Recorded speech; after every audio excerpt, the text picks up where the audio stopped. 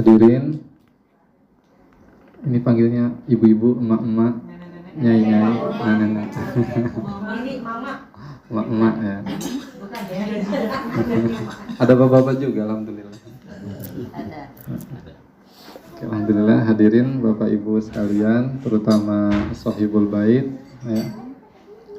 Alhamdulillah kita bersyukur kepada Allah Subhanahu wa taala pada kesempatan yang mulai ini kita bisa berkumpul dalam rangka silaturahim ya. Kemudian juga bersama-sama mengkaji ilmu insyaallah. Dan ini merupakan ibadah kita kepada Allah Subhanahu wa taala. Karena menuntut ilmu itu apa hukumnya, Bapak Ibu? Apa menuntut ilmu hukumnya? Wajib. Kata Nabi SAW, thalabul ilmi faridatun ala kulli muslim, dan riwayat yang lain wa muslimatin. Jadi menuntut ilmu itu wajib hukumnya bagi setiap muslim, baik laki-laki maupun muslim perempuan. Dan Imam Ahmad mengatakan menuntut ilmu itu tidak ada batas waktunya. Mau anak kecil, remaja, dewasa, bapak-bapak, ibu-ibu, kakek-kakek, nenek-nenek, semuanya wajib menuntut ilmu. Kata Imam Ahmad, thalabul ilmi minal mahdi ilal lahdi. Menuntut ilmu itu dimulai dari semenjak kita dalam perut ibu kita sampai nanti kita masuk ke dalam perut bumi. Jadi menuntut ilmu itu tidak ada habisnya. Dan ilmu apa yang dimaksud di sini tentu adalah ilmu agama. Jadi ilmu agama itu wajib untuk kita pelajari ya. Karena kalau kita tidak belajar, kita tidak tahu bagaimana cara kita beribadah kepada Allah. Kalau kita tidak belajar, kita tidak tahu, tidak mengenal siapa Allah, tidak mengenal apa itu Al-Quran, dan tidak mengenal siapa itu Rasulullah Sallallahu Alaihi Wasallam. Oleh karena itu menuntut ilmu itu wajib, kebutuhan setiap kita. Ya, Imam Ahmad lagi-lagi mengatakan bahwasanya kebutuhan kita kepada ilmu itu lebih besar daripada kebutuhan kita kepada makan dan minum. Kalau makan minum, insya Allah kita bisa menahan, ya kan? Sehari 2 hari kita bisa tahan, bahkan sebulan kita bisa tahan. Ya. Tapi kalau kita tidak punya ilmu, nggak bisa, karena setiap waktu kita butuh ilmu. Ya, setiap waktu kita butuh ilmu, dan ilmu agama itu dipraktekkan setiap waktu, setiap detik, setiap menitnya.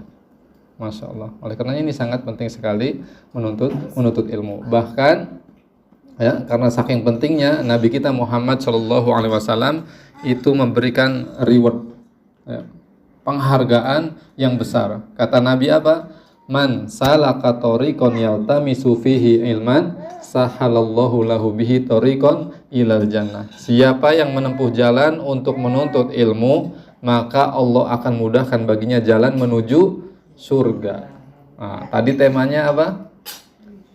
Mengisi masa tua menuju pintu surga. Bukan pintu surga doang, masuk surga. Nah, di antara mengisinya dengan apa? Menuntut ilmu. Jadi bikin agenda ya. Kapan saja nih kita menuntut ilmu dan mengkaji ilmu.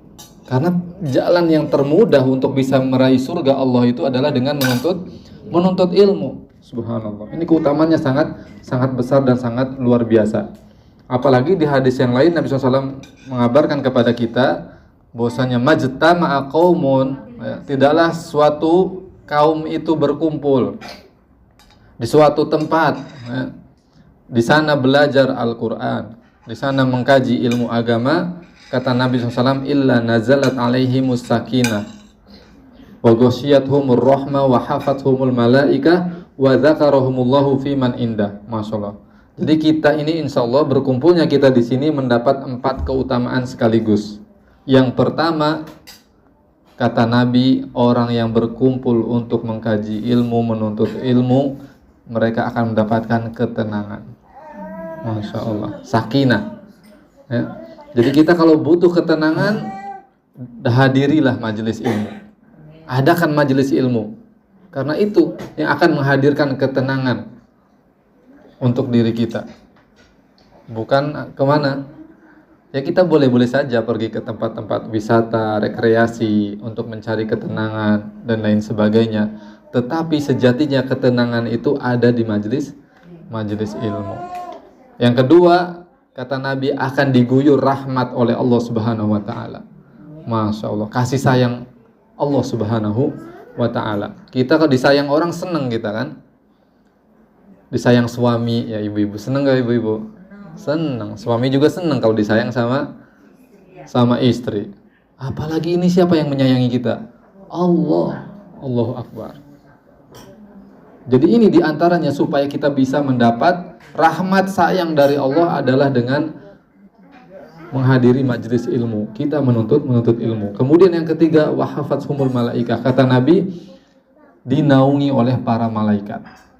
Masya Allah. Jadi kita mengimani hal ini, ya. Tidak bisa dilihat malaikat karena alamnya beda.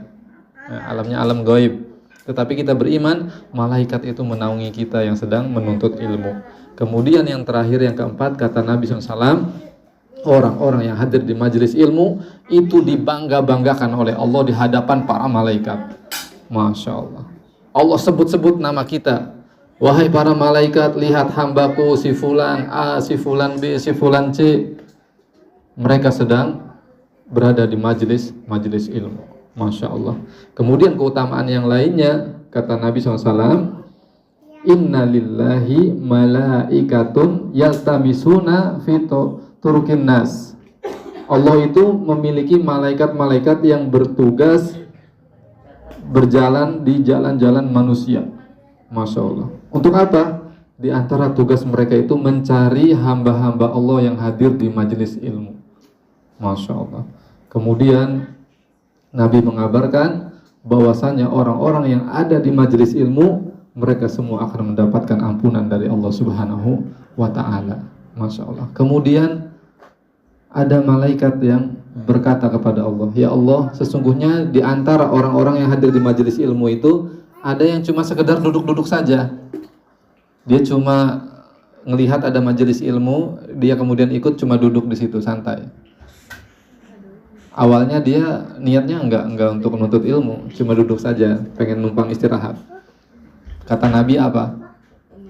Orang yang ikut nimbrung dekat-dekat dengan majelis ilmu, kata Nabi, dia sama mendapatkan ampunan. Masya Allah. Apalagi orang yang benar-benar hadir untuk nuntut ilmu. Subhanallah. Ini keutamaannya sangat luar biasa. Jadi ini poin yang pertama, mengisi hari tua adalah dengan menuntut ilmu. Tentunya adalah ilmu agama. Nah, di situ kita nanti bisa bikin poin-poin apa dulu nih yang penting untuk kita pelajari. Tentu masalah akidah, keyakinan kita kepada Allah. Sudah seberapa besar iman kita, akidah kita kepada Allah. Kemudian kita pelajari masalah sholat. Sudah betul tidak sholat kita? Karena kata Nabi SAW, ada orang sholat selama situna sana 60 tahun. Tetapi kata Nabi, la yutim ruku'ahu wa sujudahu. Ada orang yang ibadah sholat selama 60 tahun tapi tidak diterima ibadah sholatnya. Kenapa ya Rasulullah? Kata Rasulullah, dia sholat tetapi tidak sempurna ruku dan sujudnya. Allah Akbar. Nah, ini jadi bahan evaluasi setiap kita, ya. Mengevaluasi ibadah sholat kita. Kita sudah berapa tahun nih sholat? Berpuluh-puluh tahun, ya kan? Nah, saya sendiri ketika mempelajari hadis ini, Masya Allah, takut. 60 tahun bayangkan sholat tapi tidak diterima sholatnya. Gara-garanya apa? 2 kesalahan, sujud dan rukunya tidak sempurna. Apalagi kalau kesalahannya banyak. Subhanallah. Kalau perkara dunia saja kita belajar sampai detail, ya kan? Mungkin ibu-ibu di sini mungkin ada yang arsitek mungkin ya, atau dokter dan lain sebagainya. Kan kita belajar detail begitu kan? Dari A sampai Z kita pelajari semua, ya kan?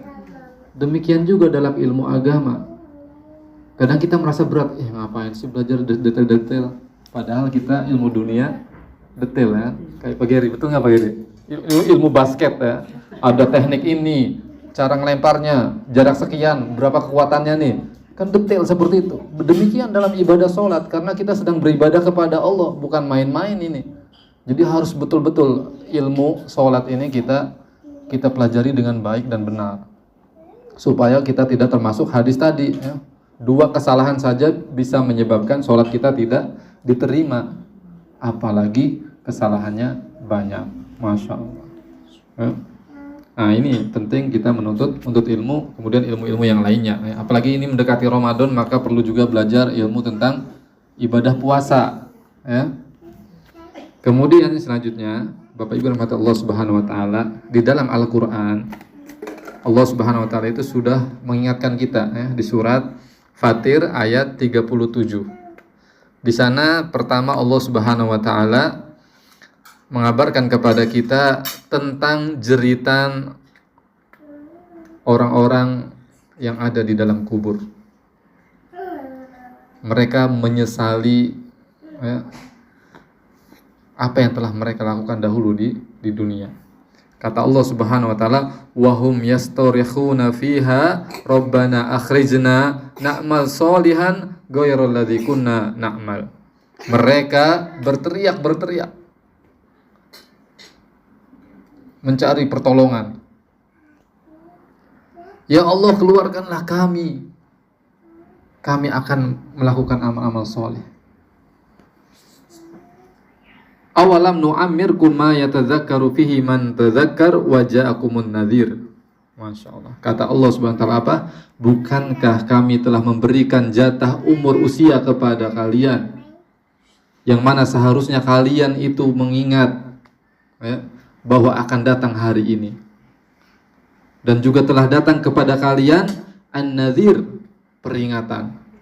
Sebagian ulama menafsirkan ayat ini, di antara peringatan yang Allah berikan kepada kita umat manusia adalah dengan apa? Berubahnya rambut. Apa itu? Ubah. Ibu-ibu, emak-emak, bapak-bapak mulai bercermin. Sudah ada belum tuh warna putih? Ada banyak, putih semua ya. Berarti peringatannya udah banyak itu.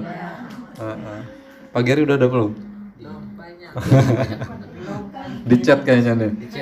Oh, ada peringatan di chat supaya nggak diperingati gitu. Iya, itu kemuliaan, dan Nabi melarang kalau ada uban tidak boleh dicabut. Iya, karena itu nanti akan menjadi cahaya, kata Nabi SAW di hari kiamat. Di cat tidak boleh cat hitam, merah, tapi itu dalam kondisi jihad. Dulu bapaknya Abu Bakar, Abu Kuhafah namanya, sudah tua benar-benar tua, rambutnya putih semua, tapi pengen ikut jihad. Kata Nabi, waduh, orang tua seperti ini jangan ikut jihad, bahaya, karena nanti musuh ngelihat, wah, umat Islam ininya, tentaranya nih udah tua nih, kita bisa serang. Kata Rasulullah, boleh ikut jihad, tapi harus diwarnai dulu rambutnya, tapi warnanya warna merah, supaya garang gitu kan, diberi warna merah. Masya Allah. Jadi orang tua dahulu itu semangat mereka berjihad. Insya Allah sama di sini juga ya. Ibu-ibu juga boleh ikut berjihad, tetapi bagiannya biasanya kalau ibu-ibu pada zaman Nabi itu jihadnya di kemah. Iya, mempersiapkan makanan, mempersiapkan ini senjata-senjata, dan mengobati mujahid yang luka. Nah, seperti itu tugasnya. Ya. Tapi ada juga yang berani terjun, ya, tapi itu jarang. Insya Allah siap di sini ibu-ibu ya. Nah, jadi kata Allah Subhanahu wa taala, telah datang kepada kalian peringatan. Sudah datang belum kira-kira? Sudah kan? Oh iya, kita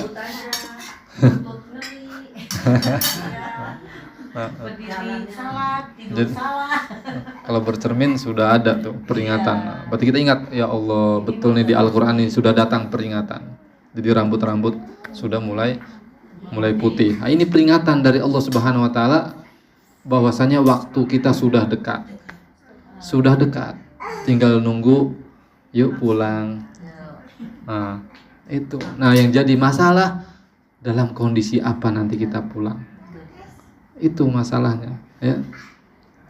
Karena kata Nabi innamal a'malu bil khawatim. Bil khawatim.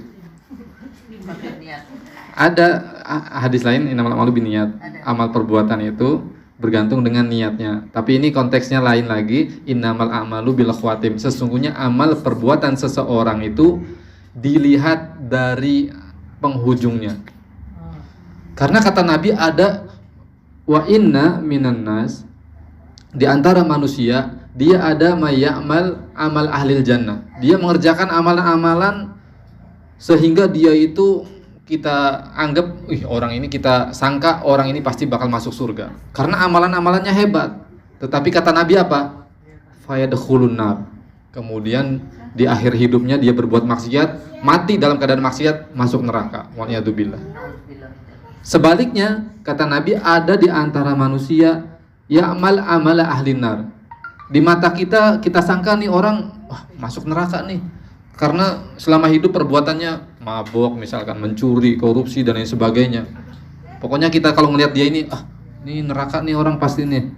Tapi ternyata kata Nabi apa? Di akhir hidupnya dia melakukan amal soleh dan mati dalam keadaan melakukan amal soleh, fayadkhulul jannah. Kemudian dia masuk surga. Maka penting kata Nabi innamal a'malu bil khawatim. Sesungguhnya amal perbuatan kita yang terakhir itu akan menentukan masuk kemana kita. Makanya kita harus betul-betul menjaga keistiqomahan diri kita di dalam ibadah dan amal soleh kepada Allah Subhanahu wa taala. Kata Nabi, man asya alaihi mata alaih. Masya Allah.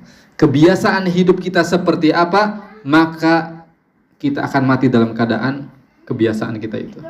Kalau kita biasanya baca Al-Quran, sering menghadiri majelis ilmu, sering tahajud, sering bersedekah, besar kemungkinan kita akan wafat, akan meninggal dalam keadaan seperti tersebut.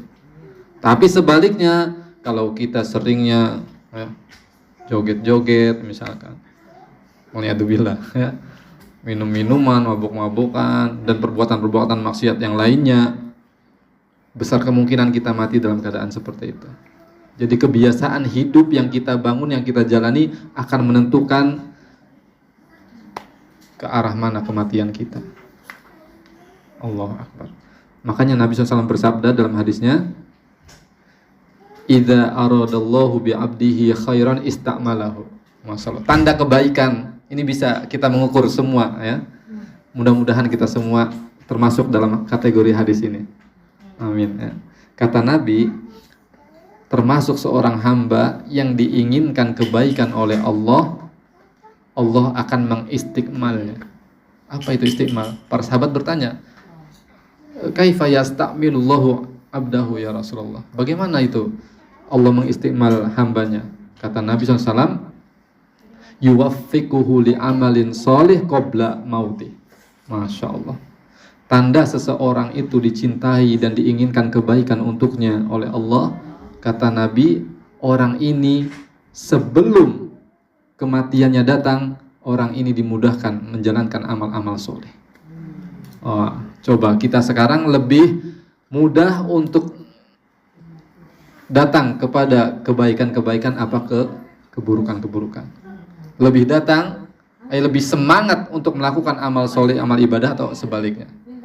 Nah itu bisa menjadi ukuran, ya.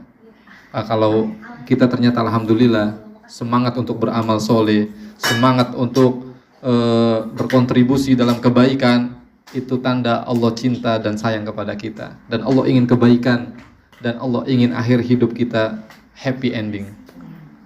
Nah, itu. Tapi sebaliknya kalau ternyata kita susah banget, mau ngaji aja berat, ya, buka Al-Quran berat, jangankan buka, mau ngambil Al-Quran aja di lemari kayaknya berat banget gitu kan.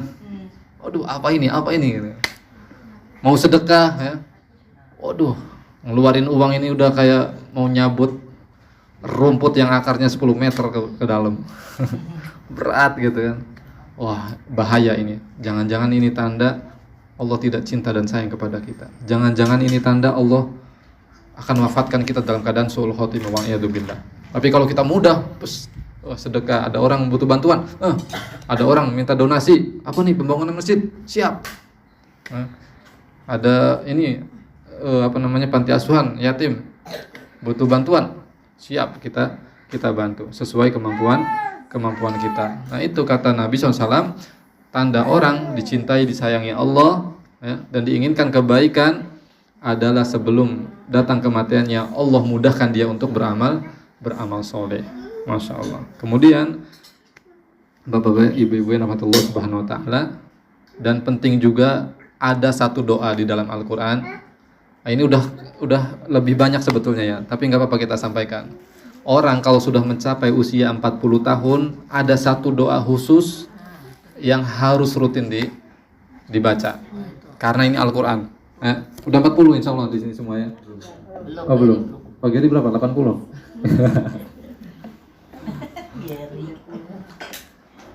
Udah ada yang tahu belum ya? Oh masya Allah. Nungguin dari tadi. Udah lebih nih ya. Udah lebih 40 tahun. Harusnya pas 40 tahun. Tapi takutnya ada lagi yang lain ya. Nah ini di dalam surat Al-Ahqaf. Al-Ahqaf ayat 15. Subhanallah. Ini Allah di sini berbicara tentang usia 40 tahun. Tetapi sebelum menyebut usia 40 tahun, Allah mengingatkan kita untuk berbakti kepada kedua orang tua. Artinya apa? Ketika kita usia 40 tahun dan kita masih punya orang tua, maka kita harus perhatikan orang tua kita. Jadi jangan sampai usia kita yang sudah lanjut menjadi alasan kita untuk tidak berbakti kepada orang tua. Karena orang tua selagi masih hidup, ayat 15. Orang tua selagi masih hidup dan kita ada di hadapan mereka, maka kita optimalkan bakti kita kepada kedua orang tua. Itu berarti untuk kalau ada orang tua. Kalau ada orang tua. Kalau udah nggak ada. Kalau nggak ada, pernah ada seseorang datang kepada Nabi SAW. Dia ingin taubat, dia merasa dirinya banyak dosa. Ya Rasulullah, saya ini pengen taubat supaya saya dapat ampunan dari Allah. Bagaimana nih? Kata Nabi SAW, berbaktilah sama orang tua. Nah, berarti ini menunjukkan berbakti kepada kedua orang tua itu bisa menjadi jalan taubat kita kepada Allah. Bisa menjadi jalan dosa-dosa kita diampunkan oleh Allah. Tapi orang ini kemudian tertunduk, dia sedih. Sudah meninggal orang tuanya. Kata Nabi SAW apa? Halaka minal khala. Kamu punya bibi enggak? Bibi maksudnya adiknya ibu. Kata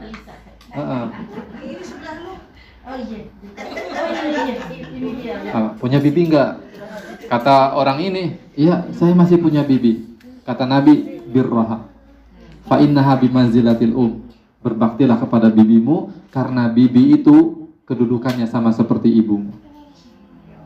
Jadi kalau ibu orang tua sudah tidak ada, maka kita berbakti kepada bibi. Atau kalau dari jalur ayah, paman. Atau bibi juga ya. Masya Allah. Jadi berbakti. Dan juga kalau orang tua sudah tidak ada, kita ya berbaktinya kepada saudara-saudara yang dimiliki oleh kedua orang tua kita. Iya, karena Ibnu Umar itu pernah ditanya oleh seseorang. Jadi Ibnu Umar ini anaknya Umar bin Khattab, namanya Abdullah ibn Umar. Abdullah bin Umar ini sangat-sangat berbakti kepada paman-paman dan bibi-bibinya. Ketika ditanya kenapa engkau melakukan hal itu? Karena ya ini yang diinginkan oleh Rasulullah SAW. Dahulu paman-paman, bibi-bibi mereka itu dekat dengan Umar bin Khattab. Jadi saya ingin menyambung silaturahim dengan orang tua melalui paman-paman dan bibi-bibi. Karena Umar bin Khattab sudah tiada. Seperti itu. Masya Allah. Nah, kata Allah di surat Al-Ahqaf ayat 15, wa wassaynal insana biwalidayhi ihsana hamalathu ummuhu kurhan wa wada'athu kurha wa hamluhu wa fisaluhu 30 syahra. Masya Allah. Kata Allah Subhanahu wa taala, telah kami berikan wasiat kepada manusia supaya berbakti kepada kedua orang tua dengan sebaik-baiknya. Masya Allah. Artinya harus betul-betul maksimal. Disebutnya ihsana, sebaik-baiknya. Iya, sebaik-baiknya. Ya masa kita sama orang dia nggak tahu siapa, kita bisa berbuat baik, masa sama orang tua enggak? Ya kan? Ada orang datang ke Nabi, ya Rasulullah, siapa manusia yang paling berhak menerima perlakuan baik aku? Kata Rasulullah, ibumu. Orang ini nanya lagi, siapa lagi ya Rasulullah? Ibumu. Siapa lagi ya Rasulullah? Ibumu. Siapa lagi? Bapakmu. Ibu disebut 3 kali. Masya Allah. Jadi sebaik-baiknya. Kemudian di sini Allah juga sebutkan kenapa ibu ini menduduki kedudukan yang sedemikian hebat. Karena kata Allah, seorang ibu telah mengandungnya dalam keadaan susah payah dan melahirkannya dalam keadaan susah payah. Masya Allah. Kita menyaksikan ya, bapak-bapak ya. Maksudnya menyaksikan melalui istri kita ketika melahirkan. Kita ngebayang itu ibu kita dulu ngelahirin kita kayak gimana. Ini waktu saya pribadi istri lahiran itu, waduh, ngelihatnya takut banget lah. Kita sampai kayak orang perang takbir, Allahu Akbar gitu kan. Yang pertama kali, yang kedua udah nggak gitu. Iya, yang pertama heboh banget. Sampai diremet tangan saya nih sama. Allahu Akbar ya, sampai lagi kan. Sampai 3. 9, Masya Allah, luar biasa. Iya, 9, masalah berkah, soleh-soleha insya Allah anak-anaknya. Normal. Masya Allah, berkah insya Allah. Itu orang kaya sesungguhnya itu, banyak anak. Iya.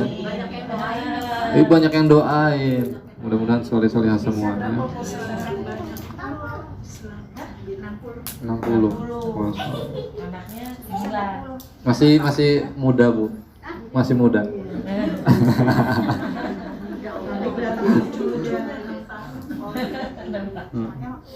Jadi Allah sebutkan ibu itu perjuangannya luar biasa ya.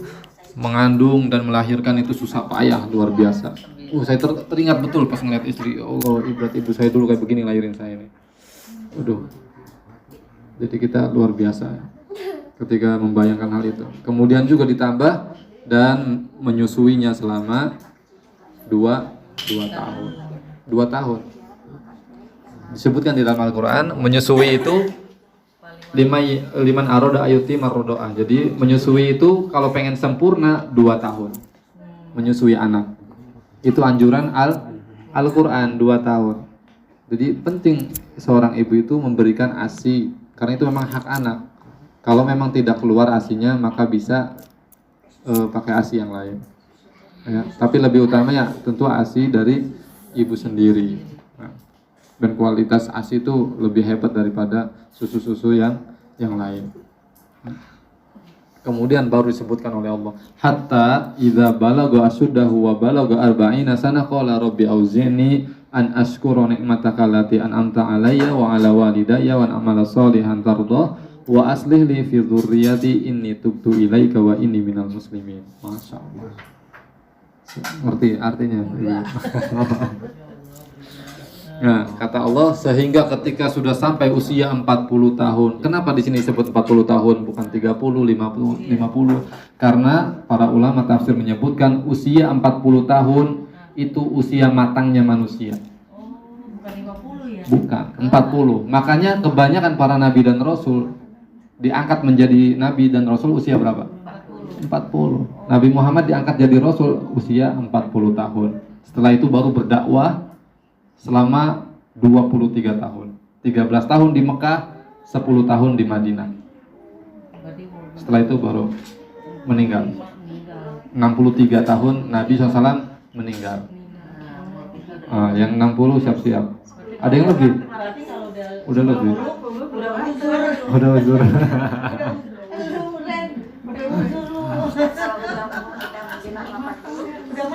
Alhamdulillah dapat bonus dari Allah itu. Dapat bonus dari Allah untuk banyak beramal soleh. Iya.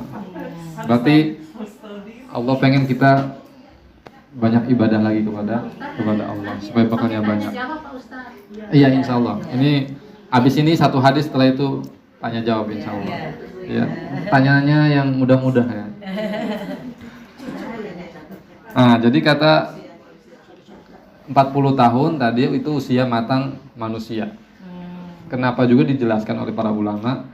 Karena biasanya orang kalau sudah 40 tahun itu sudah menjadi karakter baku dirinya. Ini bahaya. Orang kalau sudah usia 40 tahun tidak ada perubahan baik, waliyadzubillah, ini hati-hati. Ini berarti udah danger, bahaya. Ya, kalau 40 tahun sudah masuk 40 tahun tidak dia masih kehidupannya ya masih apa ya? Iya, masih berantakan lah gitu ya. Dia nggak bertobat, nggak istighfar, sholat masih nggak mau, bolong-bolong, astagfirullah. Maka 40 tahun ke atas sulit betul. Karena akan menjadi karakternya. Ya. Tapi kalau sudah 40 tahun dia kemudian mulai. Makanya saya pernah membaca ada buku itu konversi apa namanya ya. Pokoknya intinya di dalam buku ini, saya lupa judulnya, waktu masa-masa kuliah saya baca. Di buku ini itu dijelaskan kesimpulannya setiap manusia akan mengalami masa di mana dirinya itu merindukan untuk kembali kepada Tuhannya. Ada masa-masa kehampaan, seolah-olah apa yang dia punya tidak lagi memberi efek apa-apa. Meskipun jabatannya tinggi, hartanya banyak, ya kan? Misal followernya banyak, subscribernya banyak, ada masa di mana manusia mengalami kehampaan, hatinya itu kosong. Karena apa? Muncul di situ apa? Ada kerinduan. Dia pengen kembali ke pangkuan Tuhan. Dia pengen dekat dengan Allah Subhanahu wa taala sebagai penciptanya. Itu pasti ada manusia mengalami hal ini. Kita semua insya Allah mengalami ya. Dan itu 40 tahun biasanya. Jadi itu Jadi itu sudah menjadi sinyal dari Allah Subhanahu wa taala. Ketika kita sudah mengalami hal itu, berarti itu sinyal Allah ingin kita kembali. Kadangkala juga kita itu diberi kesusahan dulu oleh Allah. Supaya kadang Allah itu kita diberi kesenangan, kita nggak sadar-sadar. Maka kita diberi kesusahan. Ya. Diberi musibah atau diberi peringatan yang lainnya. Tadi ada peringatan uban, ada peringatan yang lainnya. Kalau kita nggak sadar-sadar, Allah akan berbuat segala cara ya, supaya kita itu sadar dan ingat kepada Allah Subhanahu wa taala. Dan itu tanda sayang sayang Allah kepada kita. Ya. Jadi usia 40 tahun. Kemudian di sini apa? Nah, diajarkan satu doa. Wah, kita harus hafal ini ya. Kalau misalkan kita belum bisa hafal, ya kita baca saja. Tidak apa-apa. Rabbi auzi'ni an askura ni'mataka allati an'amta alayya wa ala walidayya wa amala sholihan tardo wa aslih fi dzurriyyati inni tubtu ilaika wa inni minal muslimin. Masyaallah. Al-Kahf ayat 15. Ya Allah, yang pertama ini yang kita minta kepada Allah, jadikan aku sebagai hamba yang bersyukur. Jadi usia 40 tahun itu sudah jangan banyak maulah gitu ya. Al-Kahf ayat 15. Ayat 15. Soalnya tadi dengarnya Oh ya, ada surat Qaf, ada surat Al-Ahqaf. Al-Ahqaf. Ayat 15. Suratnya surat 46. Surat berapa tadi ini? 46 ya? Ya. Ada Qaf, ada Satu lagi ada di surat An-Naml apa kalau nggak salah ya. Itu tentang doanya Nabi Sulaiman. Ketika Nabi Sulaiman diberikan banyak karunia oleh Allah. Tapi redaksinya ada beda sedikit. Ya kan?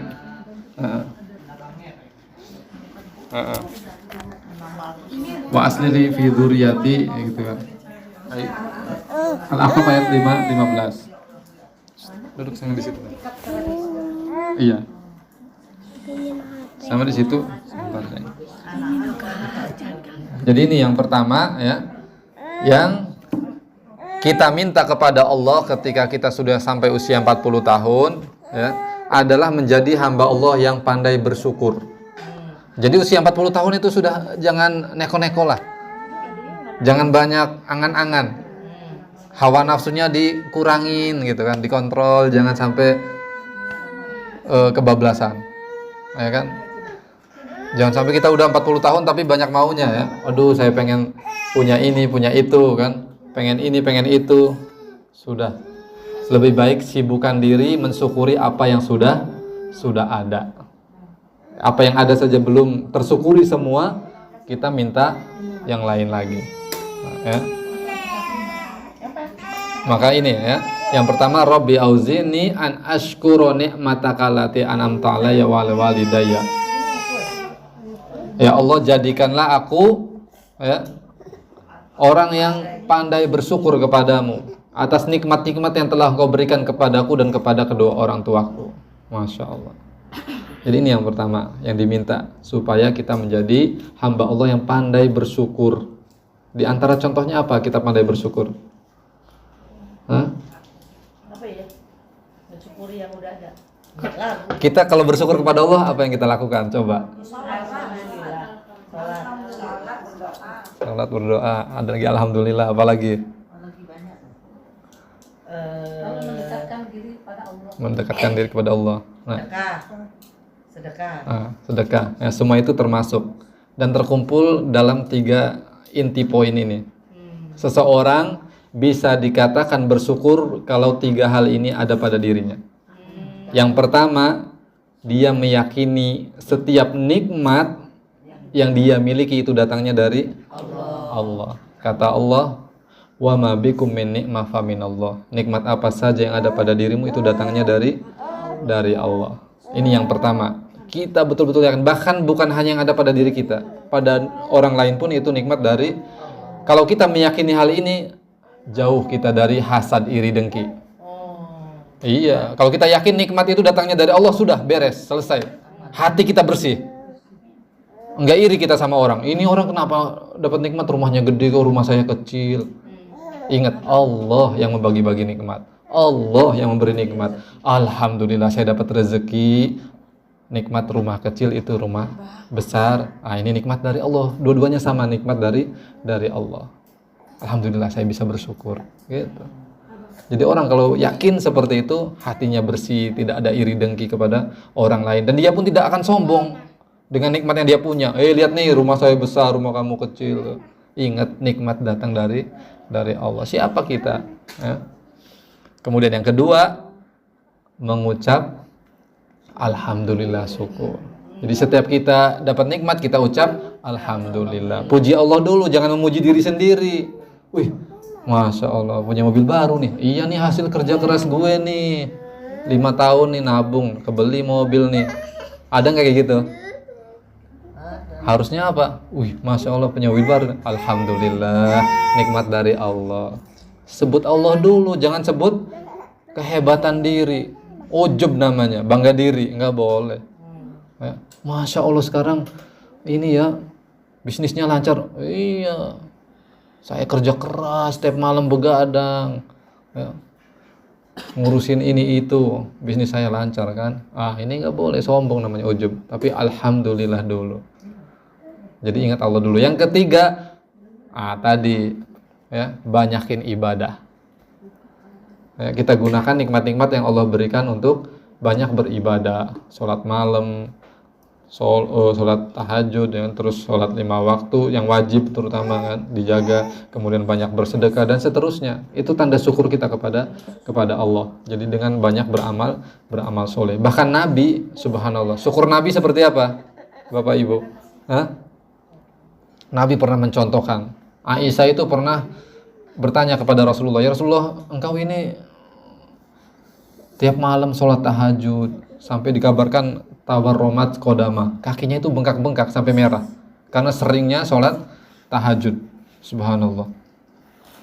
Kata Aisyah, engkau kan sudah dijanjikan surga ya Rasulullah, terus dosa-dosamu telah diampuni, untuk apa repot-repot melakukan ibadah susah payah seperti ini? Kalau kita gimana ibu-ibu? Sudah dijanjikan surga belum kita?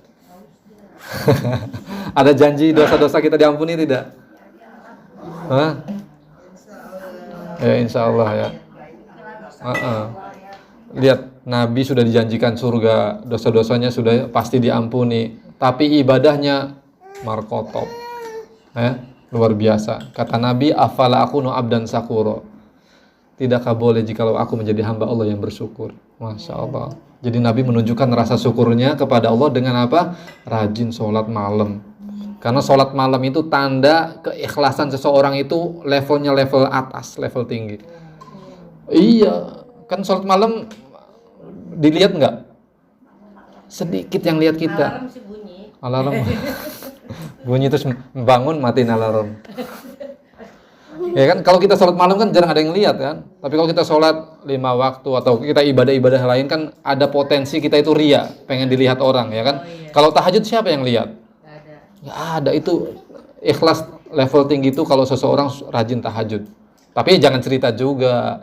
Misalkan malam tahajud udah nggak ada yang lihat nih, tapi kita cerita. Misalkan masuk kantor, tahu nggak semalam gue sholat tahajud 2 jam. Sama aja ini. Bagus, sudah nggak ada yang lihat. Tahu-tahu di kantor cerita-cerita. Nah, ini sum'ah namanya, tidak boleh juga. Memperdengarkan ibadah-ibadah kita kepada orang lain tidak boleh. Ini bisa terhapus pahalanya. Ya. Kemudian yang selanjutnya yang diminta kepada Allah adalah supaya Allah memudahkan kita untuk beramal soleh dengan amal-amal yang diridhoi oleh Allah Subhanahu wa Ta'ala. Kemudian yang selanjutnya kita mengikrarkan diri kepada Allah bahwasanya kita bertaubat kepada Allah Subhanahu wa Ta'ala dan kita berharap kepada Allah untuk menjadi hamba-hambanya yang selalu berserah diri kepada Allah Subhanahu wa Ta'ala. Kemudian yang terakhir, ibu-ibu yang dirahmati Allah Subhanahu wa Ta'ala dan bapak-bapak yang dirahmati Allah Subhanahu wa Ta'ala, kata Nabi SAW, ini hadis terakhir ya, setelah itu tanya jawab. Kata Nabi, khairun nas, Masya Allah, sebaik-baik manusia. Kira-kira siapa yang disebut nih sebelum saya sebut? Kata Nabi, khairun nas, sebaik-baik manusia. Siapa coba? Hah? Nabi. Ini Nabi yang menyebutkan khairun nas. Nabi memuji dan memberi persaksian bahwa di antara manusia seluruhnya dari zaman Adam sampai nanti manusia terakhir hari kiamat, khairun nas, sebaik-baik manusia di antara semua itu Nabi sebutkan dua karakternya, dua hal, 2 poin yang Nabi sebutkan. Siapa coba?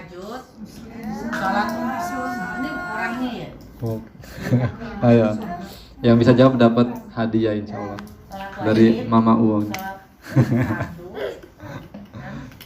Kata Nabi SAW, ini beruntung nih ya. Apalagi Mama siapa namanya nih? Mama Ida, Masya Allah 80 tahun, luar biasa. 70? Oh, maaf. Hampir 80. Masya Allah 80 ya, luar biasa. Nah, mudah-mudahan yang usianya panjang termasuk hadis ini. Kata Nabi SAW, sebaik-baik manusia dari zaman Adam sampai manusia terakhir nanti adalah dia mantola umruhu. Ini yang pertama, yang panjang umurnya. Allah Akbar. Sudah masuk nih poin 1 nih kan, manusia terbaik, panjang umurnya. Terbaik, tapi yang harus ada poin 2-nya. Kalau poin 2-nya nggak ada, yang kedua, wahasuna amaluhu. Apa hasuna artinya? Hasan baik. Amal ibadah. Panjang umurnya, baik amalannya. Iya, sholatnya nggak pernah tinggal, tahajud, zikir, pokoknya semua ibadah yang bisa dilakukan. Iya, ibadah umroh, ibadah haji, kalau kita punya rezeki, jangan tunda-tunda untuk ibadah haji, ibadah umroh. Pokoknya semua ibadah kita kerjakan. Itu kata Nabi, ini sebaik-baik manusia dari mulai zaman Nabi Adam sampai manusia terakhir nanti hari kiamat adalah dia yang usianya panjang dan bagus amalannya. Jadi hidupnya itu selalu dia berbuat kebaikan, baik kebaikan yang kaitannya ibadah dia dengan Allah maupun kebaikan yang kaitannya antara dirinya dengan sesama manusia. Oh iya, Masya Allah, luar biasa. Sampai orang-orang itu, iya nih orang baik nih, Masya Allah.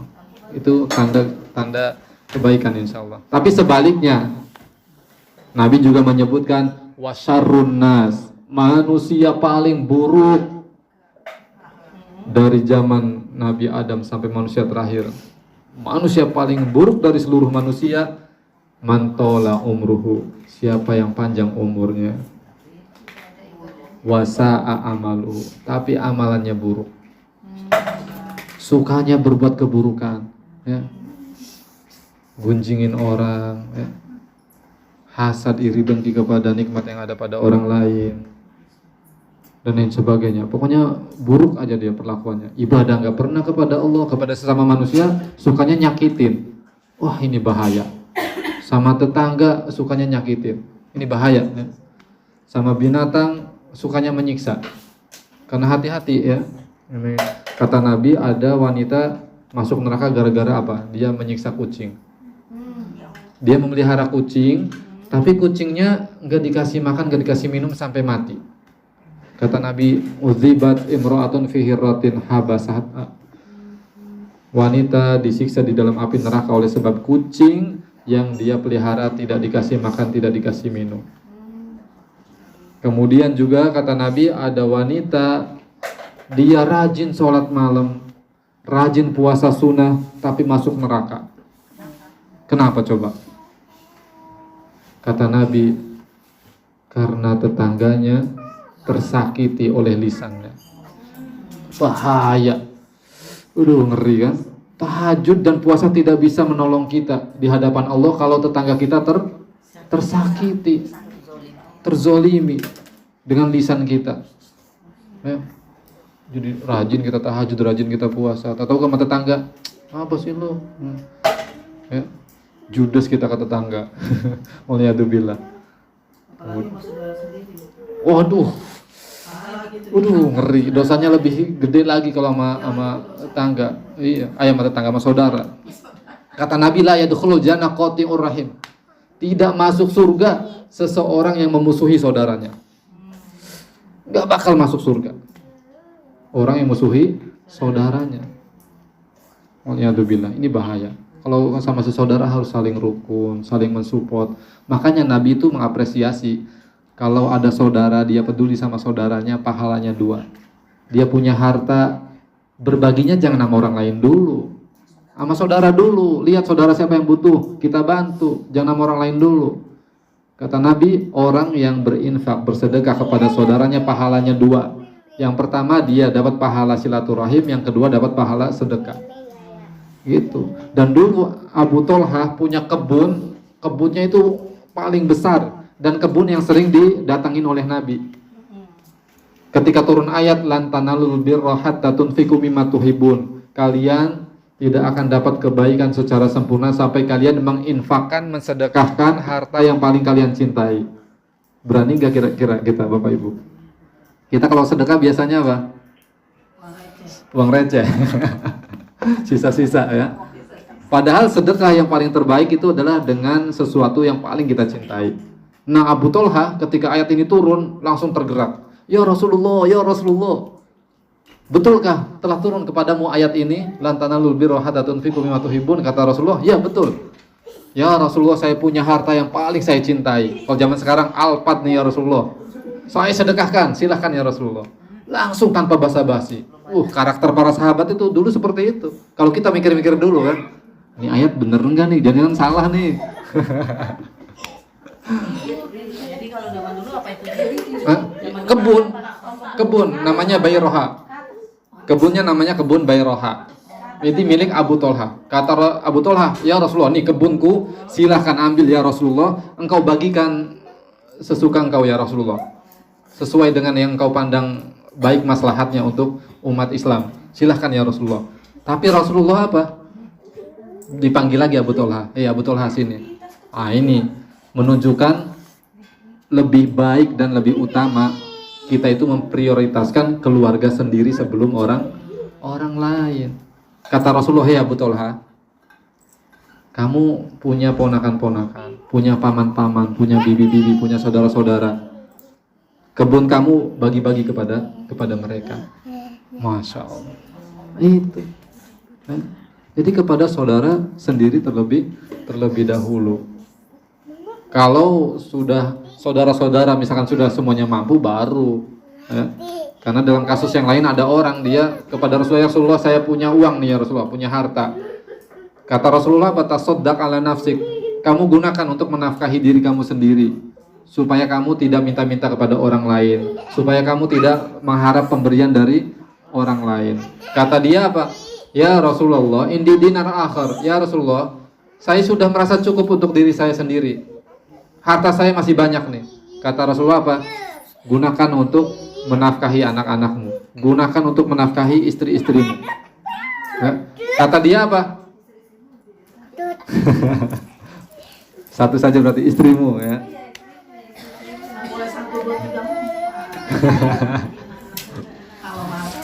Kata dia apa? Ya Rasulullah, anak istri saya sudah tercukupi. Harta saya masih lebih nih. Kata Nabi apa? Anta absor. Ya silahkan kamu bagikan kepada siapa yang kamu lihat dia layak untuk mendapatkan pemberian itu. Nah gitu. Jadi kita perhatikan keluarga dulu. Kalau keluarga sudah terpenuhi semua, baru ke yang lain. Nah gitu. Nah, tapi kalau ada orang lain bukan kerabat, kita lihat memang dia butuh dibantu, ya kita bantu. Jangan sampai ada orang lain dia lagi butuh sekarang nih. Oh, nanti dulu ya, saya lihat saudara-saudara saya dulu. Misalkan. Padahal dia lagi butuhnya sekarang gitu, misalkan. Ada anak yatim misalkan atau orang panti asuhan lagi datang ke sini, dia butuh bantuan gitu kan, mendesak lagi kan. Jangan sampai kita bilang, "Oh, nanti ya tadi soalnya ngaji sama Pak Ustadz, lihat saudara-saudara dulu." Nggak gitu juga, tapi kalau ada yang dia ada butuh bantuan, kita bisa langsung kita. Jadi begitu ya. Ini ya Bapak-bapak, Ibu-ibu yang Allah SWT, apa yang bisa disampaikan pada kesempatan yang mulia ini, yang mudah-mudahan bermanfaat. Jadi yang pertama, banyakin nuntut ilmu, hadiri majelis ilmu, ikuti kajian untuk mengisi hari tua kita. Kemudian banyak beramal soleh. Kemudian apa lagi tadi? Berbakti kepada orang tua, ya, bersedekah, terus banyak doa tadi, Robbi auzi'ni an ashkura nikmat, dan seterusnya itu dihafalkan, dirutinkan, dan juga bacaan ruku sujudnya diganti. Kalau sekarang biasanya ya boleh, maksudnya divariasikan. Jangan terus menerus subhana rabbiyal azim wa bihamdi, subhana rabbiyal a'la wa bihamdi. Ternyata ada doa yang lain. Ketika turun idza ja'a nasrullahi wal fath, Nabi membaca doa di sujud dan rukunya dengan subhanallah wa bihamdik, subhanallahumma wa bihamdik, Allahumma firli. Jadi banyakin doa mohon ampun sama Allah. Ruku sama sujud sama. Ruku sama sujud sama. Iya, jadi Nabi kan ketika turun surat An-Nasr itu, idza ja'a nasrullah, turun itu sekaligus memberitahu bahwa ajal Nabi sudah dekat. Jadi Nabi rutin membaca doa di ruku dan sujudnya subhanakallah bihamdik Allahumma firli. Subhanakallah bihamdik Allahumma firli. Ya, yang tadi juga boleh, maksud saya divariasikan.